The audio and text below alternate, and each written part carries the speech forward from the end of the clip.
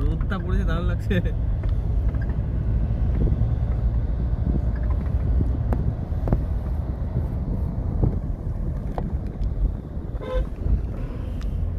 এইটা ভালো।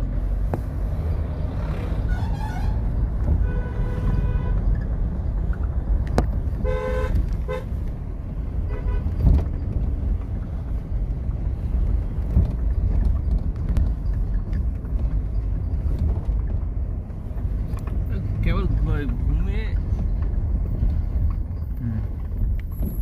চোখটা কেবল ঘুম লেগেছিল। ওই সময় ড্রাইভার দাঁড় করে দিল। আচ্ছা, সেটা বুঝতে পারছিলাম তোমার চোখ লেগে আছে।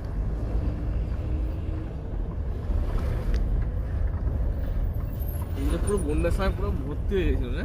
তখন তো ব্যাপারই আলাদা। এই নদীর গর্জন। হ্যাঁ, গিয়েছিলাম এবার যে অনেকদিন বেশি থেকে গেলে তো মুশকিল, খাওয়া দাওয়া খরচা ওদের, ওই জন্য ওরা তো টেনশন করছে। ওখানে লাস্টে ওখানে কাজ করতে হবে। এটা ঠিক। বাসন মেজে দেবো, খাবার দাও তাহলে হবে, খাবার দাও তাহলে হবে। 3 জন শুয়ে থাকে। তাই করতে হতো।